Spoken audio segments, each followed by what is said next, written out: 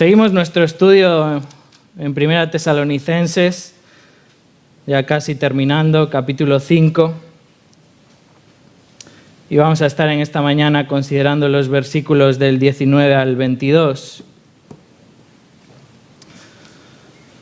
Estaba pensando que vivimos en una época donde constantemente estamos siendo influidos.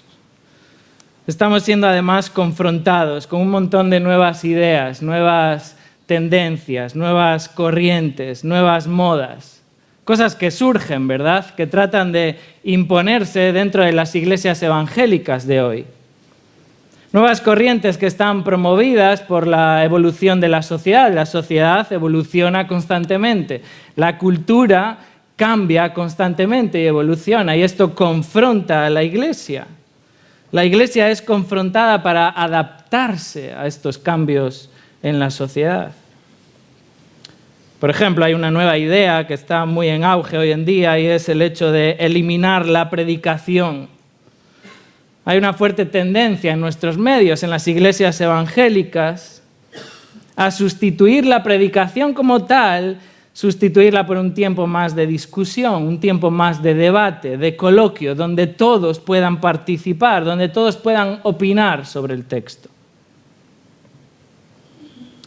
Hay otra tendencia fuerte en nuestros días también que confronta a la iglesia y es el ministerio igualitario entre hombres y mujeres. Se afirma que no solamente son iguales en dignidad y valor, que por supuesto sí lo somos, sino que también, afirman ellos, somos iguales en funciones y en responsabilidades. Y no solamente en la familia, sino también en la iglesia. Empezamos a ver constantemente pastoras, empezamos a ver constantemente predicadoras.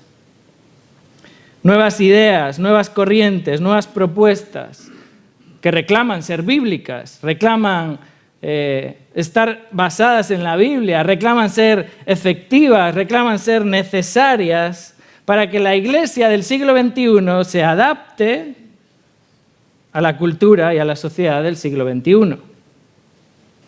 Pero la pregunta es, ¿son realmente bíblicas? Y aún un poquito más allá, la pregunta sería, ¿cómo discernir si son bíblicas o no?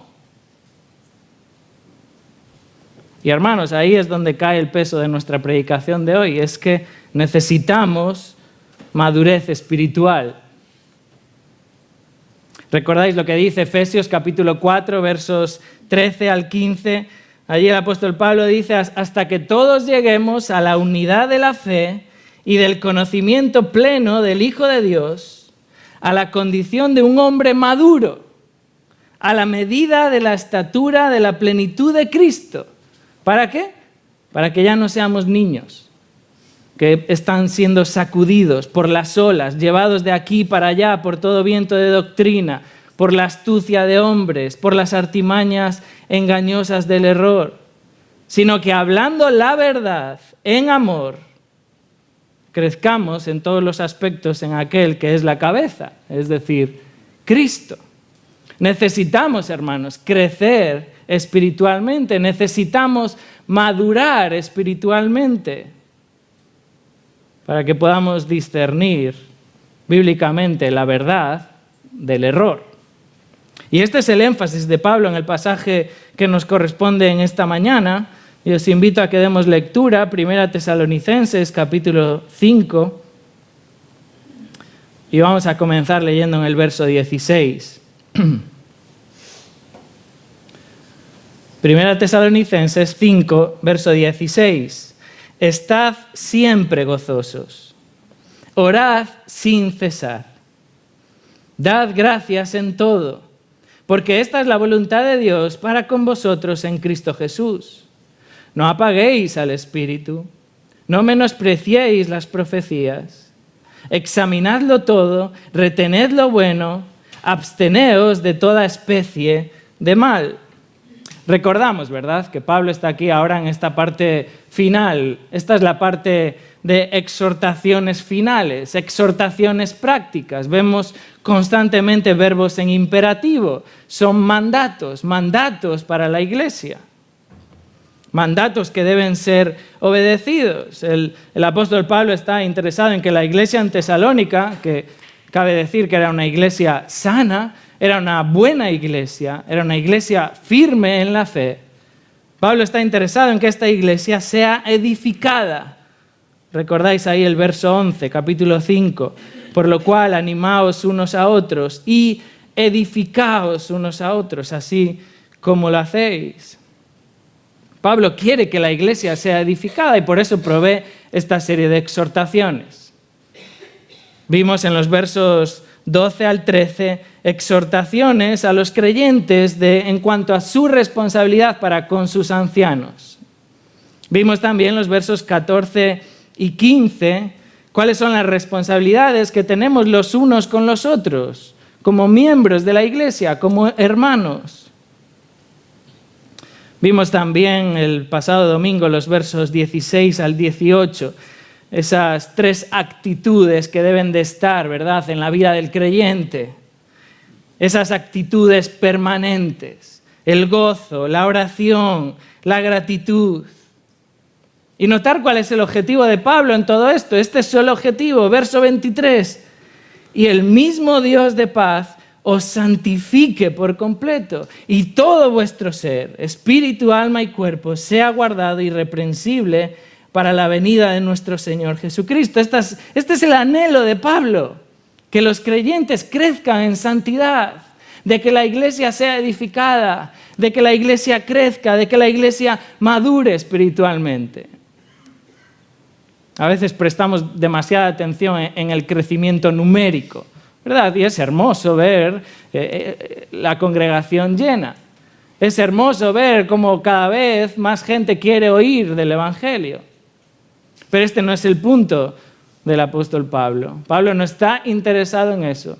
Pablo está interesado en la madurez espiritual de la iglesia. Que crezca la iglesia, pero que crezca sobre todo espiritualmente.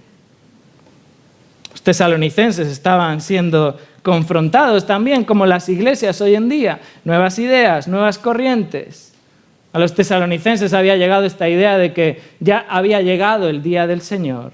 Se habían perdido la venida de Cristo y estaban en el día del Señor, ese periodo de tribulación. Por eso Pablo, cuando escribe 2 Tesalonicenses, en el capítulo 2, 2 Tesalonicenses, capítulo 2, verso 2, les dice: no os dejéis mover fácilmente de vuestro modo de pensar, ni os conturbéis ni por espíritu, ni por palabra, ni por carta, como si fuera nuestra, en el sentido de que el día del Señor está cerca. Nadie os engañe en ninguna manera. Pablo está preocupado que los tesalonicenses crezcan, maduren espiritualmente, y él es consciente de los ataques. Hermanos, estamos siendo atacados constantemente. Uno abre el periódico y está siendo atacado, uno enciende la televisión y está siendo atacado. Nuestros hijos están siendo atacados en las escuelas, en las universidades, en el trabajo. Constantemente la sociedad está tratando de influir a la iglesia. Y por eso estas exhortaciones a estar maduros espiritualmente, a ser capaces de discernir, hermanos, esto es lo que necesitamos como iglesia, madurar espiritualmente. Poder discernir la verdad del error. Hermanos, no necesitamos seguir como niños. A los niños, ¿verdad? Hay que decirle: no toques eso, no comas eso, haz esto. No vayas allí, y no hay otra explicación, ¿verdad? Son niños, tienen que obedecer esa orden. Ya no tenemos que ser como niños. Tenemos que poder discernir bíblicamente. Tenemos que madurar espiritualmente. La iglesia no se trata de seguir las reglas y las normas que establecen los ancianos. La iglesia trata de seguir las reglas y normas que Dios establece en su palabra. No tenemos que seguir a los ancianos así como ciegos. Tenemos que discernir bíblicamente. Y eso es lo que tenéis que hacer en esta mañana, hermanos. No tenéis que tragaros todo lo que yo digo. Tenéis que discernir bíblicamente. Así que en esta mañana, al estudiar estos 3 versículos, quisiera que considerásemos 3 marcas de la madurez espiritual. 3 marcas de madurez espiritual. Verso 19, no apaguéis al Espíritu.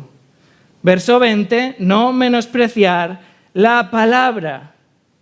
Verso 21 y 22, discernir bíblicamente. 3 marcas de madurez espiritual. Y la primera marca de madurez espiritual es no apagar al Espíritu. No apagar al Espíritu. Dice el verso 19, no apaguéis al Espíritu. Pablo está exhortando aquí a los tesalonicenses para que no apaguen al Espíritu en sus vidas. Debemos andar en el Espíritu, ¿verdad? Debemos caminar en el Espíritu. El Espíritu es el que debe de llenar nuestra vida, es el que debe de impulsar nuestra vida. No debe ser apagado.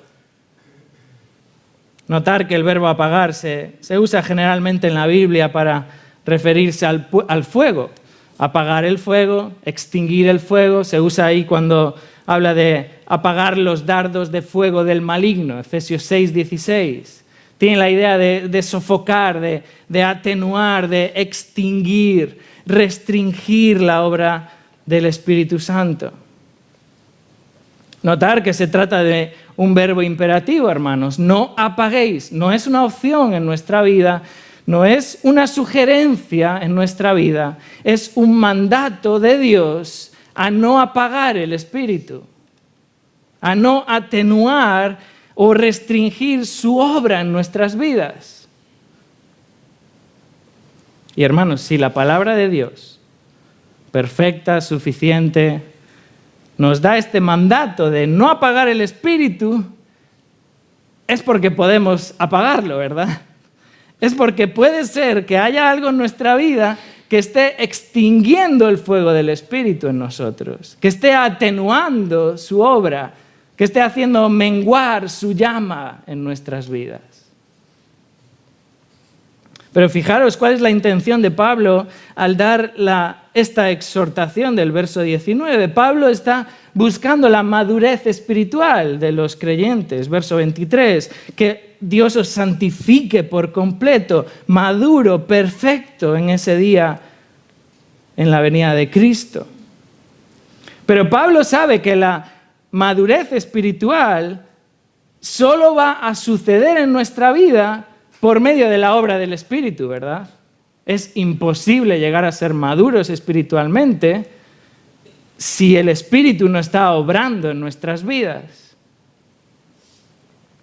Estudiábamos en el capítulo 4, 1 Tesalonicenses 4, versos 7 y 8, donde dice que Dios no nos ha llamado a la inmundicia, Dios nos ha llamado a la santificación. Verso 7, capítulo 4, verso 7.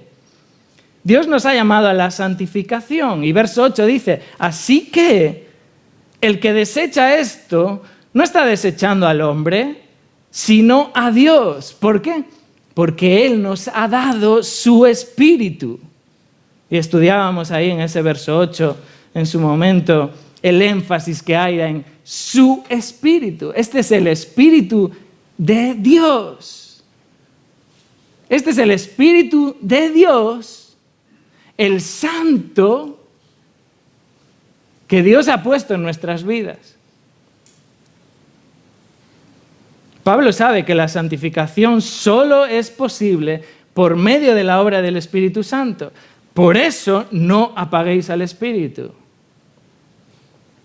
Recordáis que el domingo pasado hablábamos de estas 3 actitudes, ¿verdad? Estad siempre gozosos, orad sin cesar y dad gracias en todo. Y en realidad, si uno medita en estas cosas, parecen como imposibles. Y la realidad es que solo son posibles en la medida en la que vivimos en el Espíritu.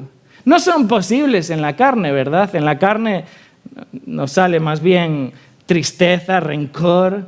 En la carne no nos apetece orar, ¿verdad? En la carne no nos apetece dar gracias. Más bien nos apetece que nos digan a nosotros. Pero en el espíritu sí se producen estas cosas. La madurez espiritual solo va a venir en nuestras vidas por medio de la obra del Espíritu.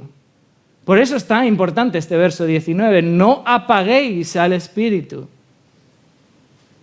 Y hermanos, cabe decir que Pablo no está exhortando aquí a la iglesia a que dé rienda suelta a todo tipo de manifestaciones carismáticas. Como si Tesalónica fuera el lado contrario de Corinto.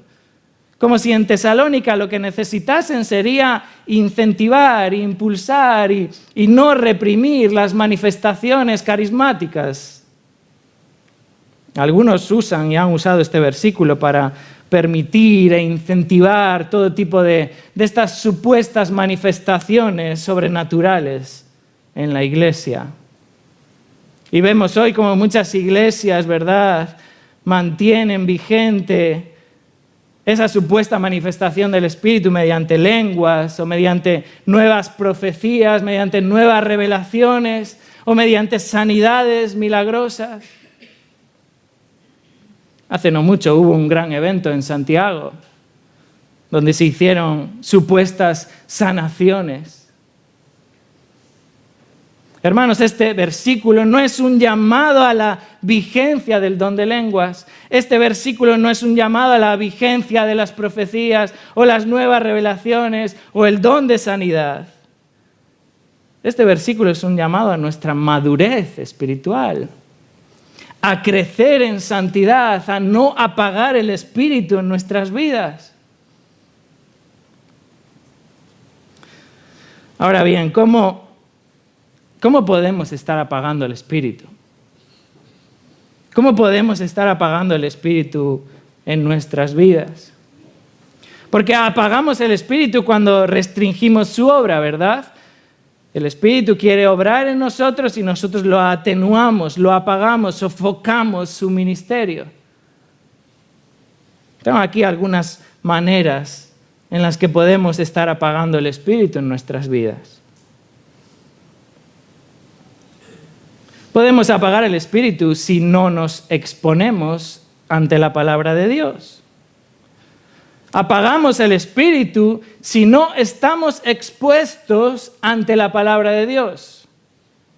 Notar que la palabra de Dios es la espada del Espíritu, ¿verdad? Efesios 6:17, la palabra de Dios es la espada del Espíritu. Esta es la que penetra, ¿verdad?, en nuestros corazones y discierne nuestros pensamientos y nuestras intenciones. El Espíritu Santo usa la palabra para moldear nuestro carácter, para santificar nuestra vida. 2 Corintios capítulo 3, verso 18. Por tanto, nosotros todos, mirando a cara descubierta, como en un espejo la gloria del Señor, somos transformados de gloria en gloria en la misma imagen, como por el Espíritu del Señor. Es el Espíritu del Señor el que por medio de la palabra, como viendo de verdad en ese espejo la gloria del Señor, somos transformados. El Espíritu transforma nuestras vidas. Hermanos, si no escuchamos la palabra, estamos apagando el Espíritu. Si no atendemos a la voz de Dios en su palabra, estamos restringiendo la obra del Espíritu. Por eso necesitamos ser expuestos a la palabra. Por eso nuestros hijos necesitan estar expuestos a la palabra, porque necesitan el obrar del Espíritu. Y el Espíritu solo obra por medio de la palabra. Necesitamos escuchar la predicación. Si venir a escuchar la predicación no es una prioridad en nuestra vida, estamos apagando el Espíritu. Porque eso es lo que el Espíritu usa para santificar nuestra vida. Pero hermanos, no solo es escuchar la predicación. Necesitamos ser expuestos también a la palabra en nuestras casas. Necesitamos estudiar la palabra en nuestras casas, hermanos. Necesitamos meditar en la palabra en nuestras casas. Dedicar un tiempo cada día, cada 2 días a estudiar la palabra. No a leer simplemente una hoja de la buena semilla, No a leer simplemente una hoja de las notas diarias, a estudiar la palabra, a abrir la palabra, a leerla, a entenderla, a tomar un buen libro, un buen comentario que nos explique la palabra. Necesitamos escudriñar la palabra, porque el Espíritu obra por medio de la palabra.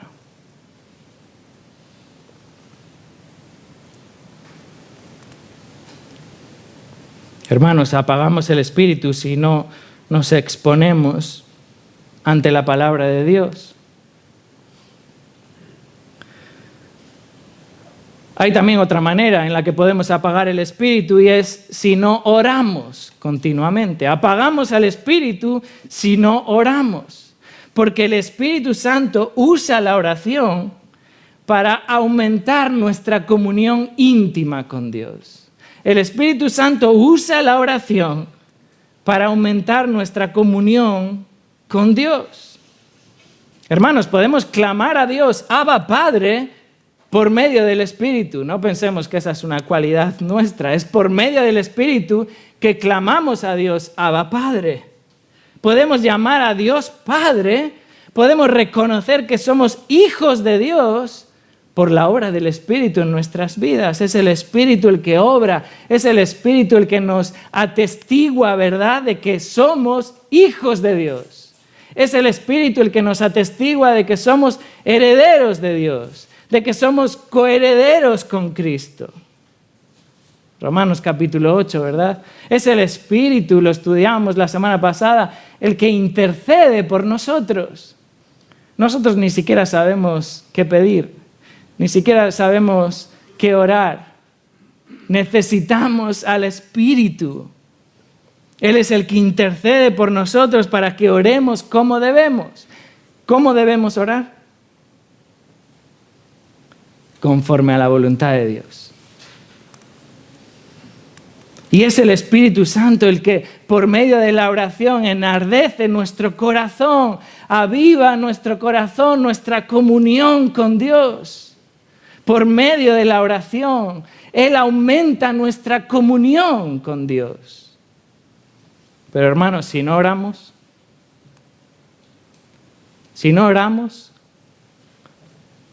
apagamos al Espíritu. Necesitamos orar con frecuencia. No solamente necesitamos estar expuestos a la palabra, necesitamos también orar con frecuencia. Hay también una tercera manera en la que podemos apagar al Espíritu y es si no obedecemos la palabra. Apagamos al Espíritu si no obedecemos la palabra. ¿Por qué? Porque el Espíritu Santo usa nuestra obediencia para fortalecer nuestra vida. A veces estamos débiles espiritualmente, ¿verdad? Y pensamos que el problema está en el exterior, está en las pruebas, está en las aflicciones, o en las enfermedades, o en los problemas. La debilidad está en nuestro corazón, en permanecer en obediencia al Señor. Y es cuando andamos en el Espíritu, cuando no satisfacemos la carne, cuando andamos en el Espíritu que somos fortalecidos. El Espíritu Santo nos fortalece, el Espíritu Santo obra en nuestras vidas. Hermanos, hemos sido sellados con el Espíritu, de manera que cuando desobedecemos la palabra y no hacemos lo que a Dios le agrada, lo que estamos haciendo es contristando al Espíritu, lo que estamos haciendo es entristecerle. Efesios 4:30, no contristéis al Espíritu Santo de Dios, con el cual fuisteis sellados para el día de la redención. La desobediencia, el pecado, eso debilita al creyente, nos hace vulnerables, nos hace endebles. Nuestro espíritu, el Espíritu Santo está triste, está entristecido, porque permanecemos en desobediencia. Estamos apagando al Espíritu en nuestra vida, hermanos. Necesitamos obedecer la palabra. Examinemos nuestras vidas, hermanos. Miremos nuestras prioridades. ¿Dónde están verdaderamente nuestras motivaciones, nuestras intenciones? ¿Qué estamos haciendo? ¿Qué estamos haciendo? porque podemos estar apagando la obra del Espíritu. La primera marca de madurez espiritual es no apagar al Espíritu. La segunda marca de madurez espiritual es no menospreciar la palabra. Verso 20. Primera Tesalonicenses 5:20. No menospreciéis las profecías.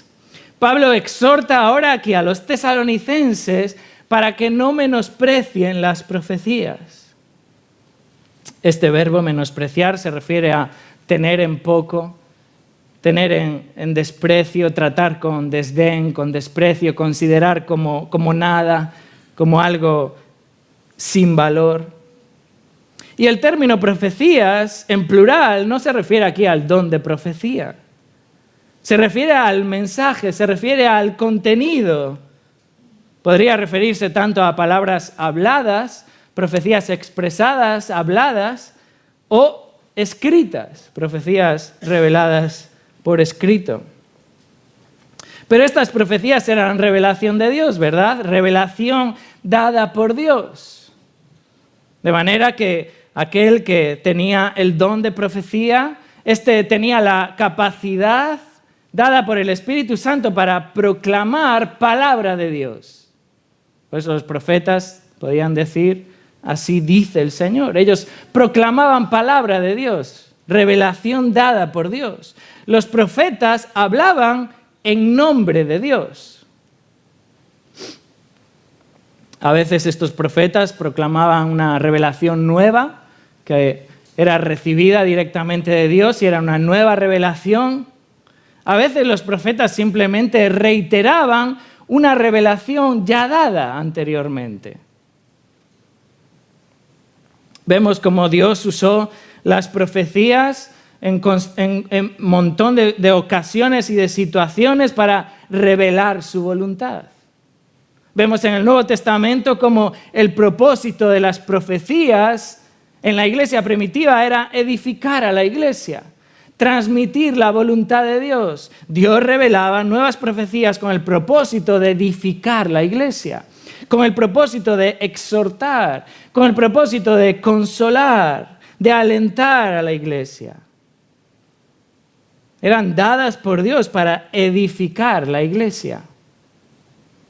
Por eso Pablo, cuando escribe a Tesalónica, les dice: no menospreciéis las profecías, no las tengáis en poco, porque este es el medio que Dios usa para edificar la iglesia. Esta es la revelación dada por Dios para edificar la iglesia. No tengáis en poco, no las tratéis con desprecio.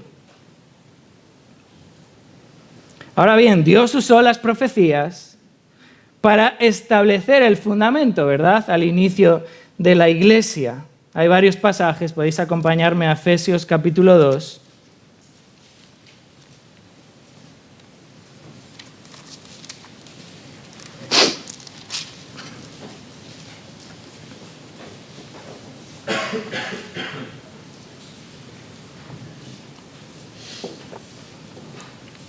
Efesios capítulo 2, verso 19. Así que ya no sois extranjeros ni advenedizos, sino conciudadanos de los santos y miembros de la familia de Dios, edificados sobre el fundamento de los apóstoles y profetas, siendo la principal piedra del ángulo Jesucristo mismo, en quien todo el edificio, bien coordinado, va creciendo para ser un templo santo en el Señor. Esta es la iglesia edificada sobre el fundamento de los apóstoles y profetas. Si seguimos al capítulo 3, vemos también ahí en el verso 5, Efesios 3, 5, misterio que en otras generaciones no se dio a conocer a los hijos de Dios. Este misterio es lo que dice en el verso 6, que los gentiles son coherederos y miembros del mismo cuerpo, la iglesia. Ese es el misterio. Volvemos al verso 5. Misterio que en otras generaciones no se dio a conocer a los hijos de Dios, como ahora es revelado a sus santos apóstoles y profetas por el Espíritu. Dios revela a sus santos apóstoles y profetas para establecer el fundamento. Luego seguimos leyendo el capítulo 4, verso 11. Efesios 4, 11. Y Él mismo constituyó a unos apóstoles, a otros profetas, a otros evangelistas, a otros pastores y maestros, a fin de perfeccionar a los santos para la obra del ministerio, para la edificación del cuerpo de Cristo. Notar que Dios ha puesto el fundamento, Dios ha puesto su voluntad, Dios ha puesto su revelación por medio de los apóstoles, por medio de los profetas, por medio de los evangelistas y ahora pastores y maestros. ¿Para qué? Para presentar a esta iglesia perfecta, madura, perfeccionar a los santos para la obra del ministerio, para la edificación del cuerpo de Cristo, la iglesia, para la edificación de la iglesia. Dios estableció así el fundamento sobre el cual edificar su iglesia. Dios reveló su voluntad a los apóstoles. Dios reveló su voluntad a los profetas para establecer el fundamento y edificar así la iglesia. De manera que una vez establecido el fundamento, ya no hay necesidad de apóstoles y profetas. Una vez establecido este fundamento, ya no hay necesidad de apóstoles y profetas. Ya todo ha sido revelado, hermanos. Ya todo ha sido revelado, el fundamento ya ha sido puesto, ya ha sido establecido. Por tanto, el don de profecía ha quedado inoperativo. Ya no hay más profecías. Por eso hoy en día ya no hay don de profecía. Por eso hoy en día no hay más profecías que las que han sido reveladas en la palabra de Dios. Pero el mandato de 1 Tesalonicenses 5:20 sigue siendo vigente. No ha quedado anulado. No menospreciéis las profecías. El mandato sigue vigente a no menospreciar lo que Dios ha revelado, a no menospreciar la revelación de Dios para su iglesia, porque en la revelación de Dios es donde está el contenido para edificar la iglesia. Hermanos, el ministerio profético de hoy, del siglo XXI, es la proclamación del mensaje de Dios, el mensaje que Él ya ha revelado en su palabra. Y podríamos decir que los predicadores somos como profetas, ¿verdad? Hablando la palabra de Dios, predicando el mensaje de Dios, diciendo, así dice el Señor. No porque yo reciba una nueva revelación, sino porque Dios ya lo ha revelado en su palabra. Y hermanos, es necesario para que haya edificación, para que haya madurez espiritual en nuestras vidas y en la iglesia, no menospreciar la palabra.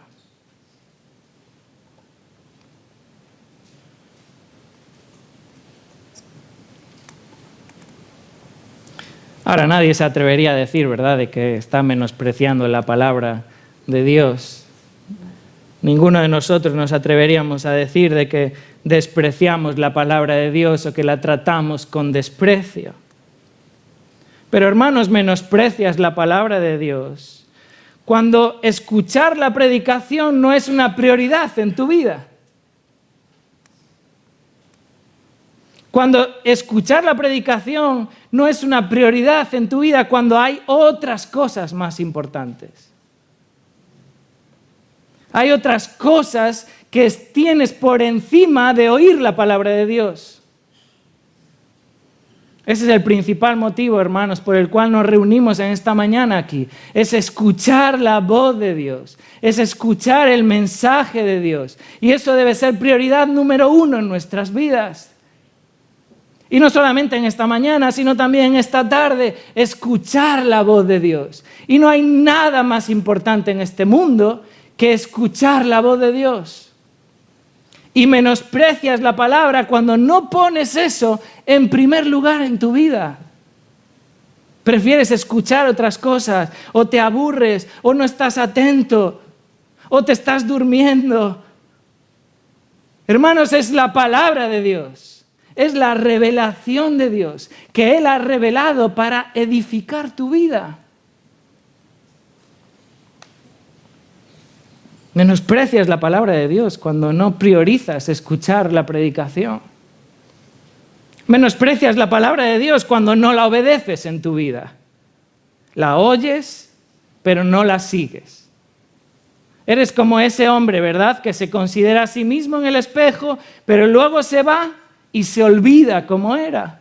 Ese oidor olvidadizo. Hermanos, menospreciamos la palabra cuando no le hacemos caso. Esto es como nuestros hijos, ¿verdad? Menosprecian nuestras palabras cuando no nos obedecen.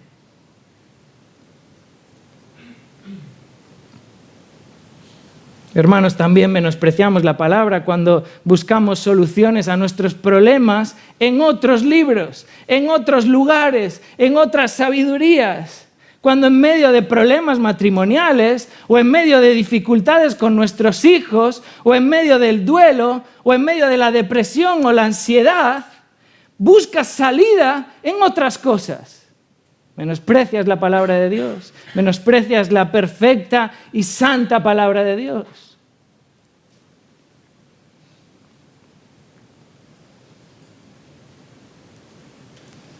Menospreciamos también la palabra de Dios cuando quieres evangelizar a alguien, pero no le predicas el evangelio.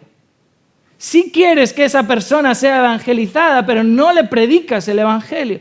Tratas de convencerle con tus argumentos, con tus explicaciones. Pero no quieres decirle que es un pecador, no quieres decirle que va a ir al infierno por su condenación, no quieres decirle que solo Cristo puede perdonarle, no quieres decirle que es necesario que se arrepienta y se humille delante de Dios. Tú quieres evangelizarle, pero no le predicas el evangelio. Y estamos menospreciando la palabra de Dios cuando no hacemos eso. Examinemos nuestra vida, hermanos. Examinemos qué estamos haciendo. ¿Qué estamos haciendo? No menospreciemos la palabra. Esa es la segunda marca de madurez espiritual. No solamente no apagar al espíritu, sino también no menospreciar la palabra. Y la tercera marca de madurez espiritual la encontramos en los versos 21 y 22 y es discernir bíblicamente. Discernir bíblicamente, dice el verso 21, examinadlo todo, retened lo bueno, absteneos de toda especie de mal. Pablo está aquí exhortando a los tesalonicenses para que tengan buen discernimiento, que ellos sean capaces de discernir lo que está mal de lo que está bien, que ellos puedan aferrarse a la verdad y desechar el error. Hermanos, este es uno de los mayores problemas de la iglesia actual. Ese es uno de los mayores problemas de nuestros hijos. Nuestros hijos llegan luego a la universidad y no son capaces de discernir, porque son niños espirituales. No han crecido en madurez y eso pasa en nuestras iglesias. Aceptamos todo tipo de corrientes, de modas, de tendencias. La sociedad cambia, la iglesia también tiene que cambiar. No somos capaces de discernir bíblicamente. Fijaros que estos dos versículos nos presentan el discernimiento bíblico en tres fases. Es como tres fases, ¿verdad? En primer lugar, examinar todo. Segundo lugar, retener lo bueno.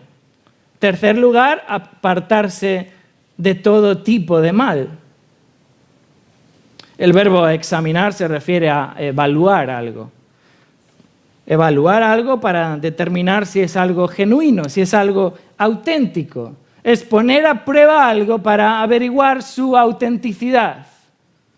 ¿Verdad? Como cuando examinamos un mineral o una piedra preciosa o lo ponemos al fuego, ¿verdad? Para determinar si es genuino, para determinar su pureza, su valor.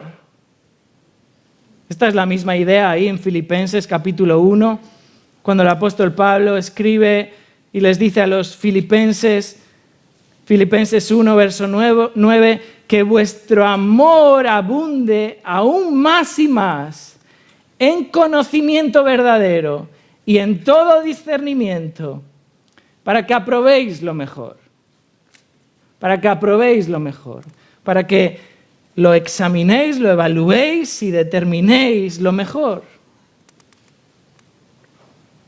Examinadlo todo. Fijaros que este término todo abarca todo. Todo tema, todo asunto, todo debe ser examinado. No es que lo que te dice el predicador no hay que examinarlo, sino hay que examinarlo todo. No es que lo que te dicen tus padres no hay que examinarlo también. Examinadlo todo. Pero notar que no dice que debe ser experimentado. A veces usamos este versículo para meternos en todo tipo de mal en la vida. No, tenemos que experimentar todo tipo de mal. Tenemos que experimentarlo todo. El versículo no dice experimentar, el versículo dice examinar, evaluar, examinarlo todo. Así como el apóstol Juan escribe en su primera carta, primera de Juan, capítulo 4, verso 1, y les dice, amados, no creáis a todo espíritu, sino probad los espíritus, examinadlos. Pero notar cómo sigue el versículo, 1 Juan capítulo 4, verso 1. Probad los espíritus si son de Dios, porque muchos falsos profetas han salido por el mundo. Y verso 2 dice, en esto conoced el Espíritu de Dios. Y Juan empieza a darle una serie de pruebas. ¿Cómo probar si los espíritus son de Dios? Hermanos, debemos examinarlo todo a la luz de la palabra. Debemos comprobar si es verdadero o si es falso. Esto es lo que hacían los de Berea, ¿verdad? Hechos capítulo 17. Ellos escucharon al apóstol Pablo, pero luego escudriñaban las Escrituras para ver si esas cosas eran así. Si eran así como les decían. Examinadlo todo. Esa es la primera fase del discernimiento espiritual. La segunda fase es retener lo bueno. Retener lo bueno. Y el verbo retener aquí se refiere a mantener, conservar. Es esta idea cuando uno maneja un barco. No sé cuántos habéis tenido la oportunidad de manejar un barco y pones el timón fijo, ¿verdad? Tú sabes que quieres ir en esa dirección y en lugar de mantenerlo así con tu mano, lo pones fijo. Lo mantienes ahí, lo retienes, porque sabes que esa es la dirección correcta. Y el término bueno se refiere a lo que es excelente, lo que es agradable. Hermanos, eso es lo que debemos retener en nuestra vida, eso es lo que debemos conservar en nuestra vida, lo que agrada a Dios, lo que es bueno. Hermanos, debemos de tener convicciones firmes en la palabra de Dios. Debemos de examinarlo todo y lo que es de acuerdo a la voluntad de Dios, retenerlo como una convicción firme. Fijaros que este versículo es un llamado a ser conservadores. No sé si alguna vez te has sentido herido porque alguien te ha llamado conservador o te ha dicho, es que tú vas a una iglesia conservadora. Hermanos, este es un versículo que nos llama a ser conservadores. Pero ojo, conservadores de lo bueno, ¿verdad? Conservadores de lo bueno.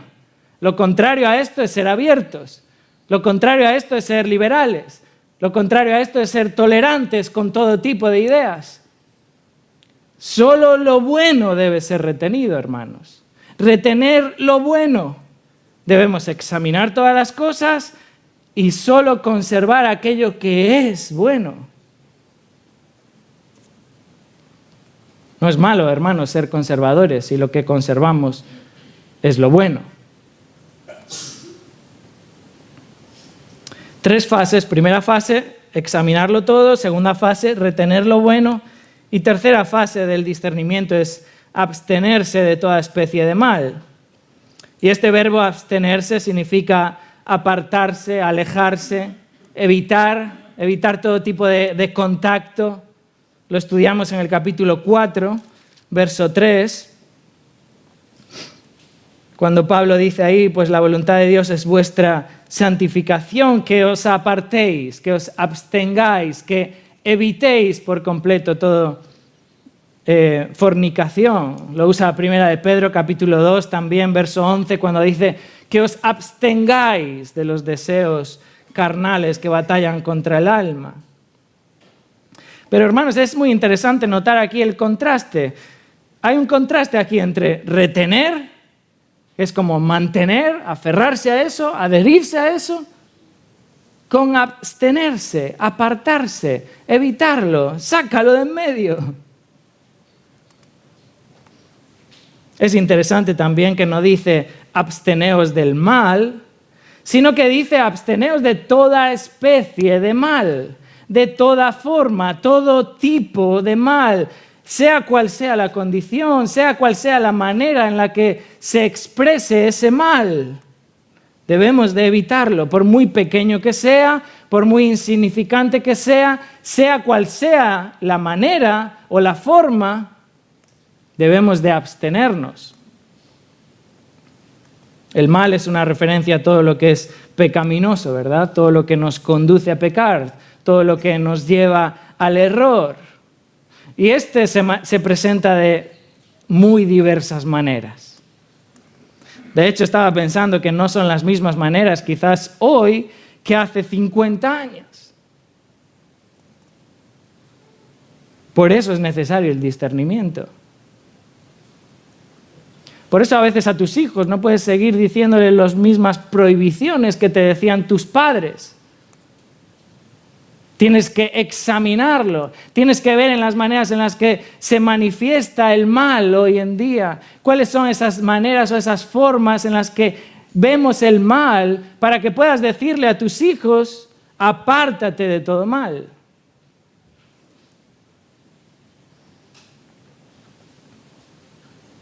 El diablo es muy astuto. Satanás es muy astuto para ponernos en nuestra sociedad diversas maneras de mal, diversas formas. Y la exhortación es abstenernos de toda especie de mal. Pero notar que nosotros no somos llamados a probar cada una de esas maneras. Nosotros no somos llamados a experimentar cada una de las formas del mal. Nosotros somos llamados a abstenernos de ellas, a apartarnos de ellas. No necesitamos conocer toda clase de error. Necesitamos conocer lo que es verdadero. Este es como, probablemente habéis oído muchas veces esta ilustración, ¿no? De cómo detectar un billete falso. Uno no estudia las multitudes de variaciones que hay en los billetes falsos. Uno no se pone a estudiar todos los falsos billetes. Uno estudia y profundiza en el verdadero. Y es cuando conoce el verdadero que es capaz de distinguir lo falso. Hermanos, eso es lo que necesitamos. Necesitamos profundizar en la verdad, en lo que es verdadero, en lo que es bueno. En esto consiste el discernimiento bíblico. Y no podremos apartarnos de toda forma de mal si no estamos reteniendo lo bueno, y no podremos nunca retener lo bueno si no conocemos lo que es bueno.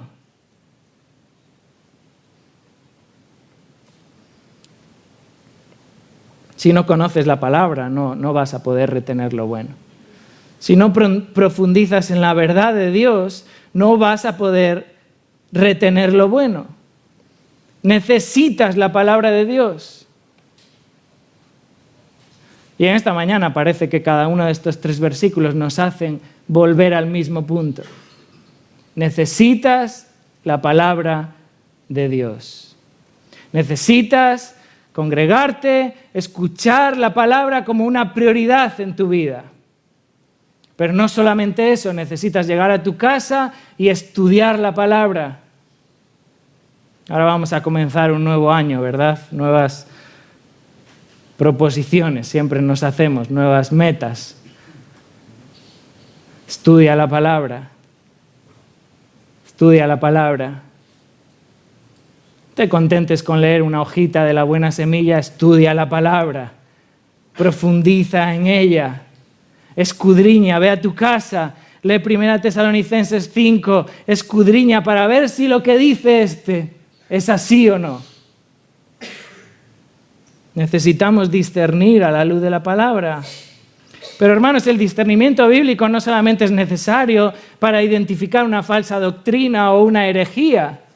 Necesitamos discernimiento bíblico para leer un libro, hermanos. Necesitamos discernimiento bíblico para leer un libro, para ver la tele. También cuando vemos la tele, tenemos que retener lo bueno, pero apartarnos de toda especie de mal. Cuando haces eso, igual tienes que quitar la tele de casa.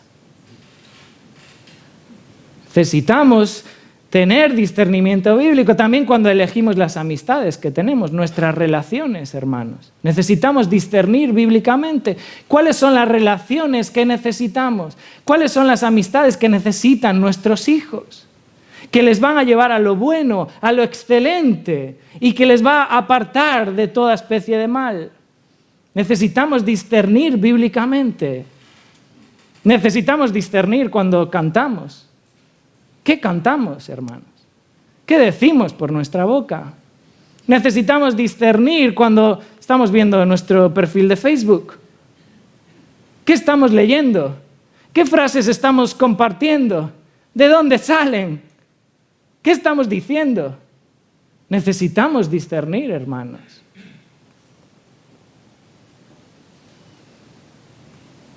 Y esta es la tercera marca de la madurez espiritual, el discernimiento. Este pasaje nos presenta tres marcas de madurez espiritual, 3 identificativos que muestran que estamos creciendo espiritualmente cuando no estamos apagando el espíritu, sino que estamos exponiéndonos a la palabra, estamos orando continuamente.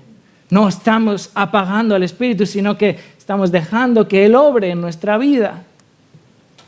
Cuando no menospreciamos la palabra, no la tratamos con desprecio, sino que ponemos oídos atentos. ¿Qué es la voz de Dios? Es Dios hablando.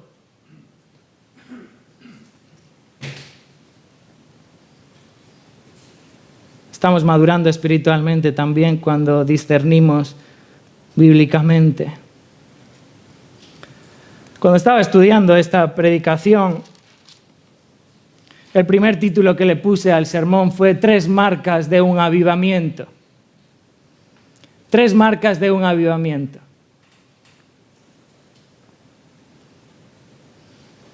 Y esta es la realidad, hermanos. A veces estamos orando, ¿verdad?, por un avivamiento. A veces oramos que el Señor nos avive. A veces oramos que el Señor avive a nuestros hijos. Y aquí está la clave, hermanos. Aquí está la clave, no hacer nada que apague al Espíritu. No hacer nada que menosprecie la revelación de Dios, su palabra, sino profundizar en ella, beber de ella, conocer la verdad para poder decir esto es falso, esto es error, esto no, esto sí. Esta es la palabra de Dios y me aferro a ella, y me aferro a ella en mi vida personal, y me aferro a ella en mi familia, me aferro a ella también en mi trabajo y vivo con ella. Que el Señor nos ayude, hermanos, a madurar espiritualmente, a crecer, a ser maduros. Vamos a orar para terminar. Señor, te damos gracias una vez más por tu palabra, por tu perfección a la hora de revelarla, Señor. Tenemos confianza plena en que es tu palabra, es tu voz, es tu mensaje. Y pedimos, Señor, que tú nos ayudes a ser confrontados con ella y que nos ayudes a corregir aquello que necesitamos corregir, Señor. Ayúdanos a examinarnos, examinar nuestra conducta, lo que estamos haciendo. Ayúdanos, Señor, para que podamos vivir vidas que crezcan en madurez espiritual, Señor. Que día a día podamos ver cómo estamos creciendo en la palabra, creciendo en tu verdad, Señor. Te lo pedimos y oramos en el nombre de Cristo. Amén.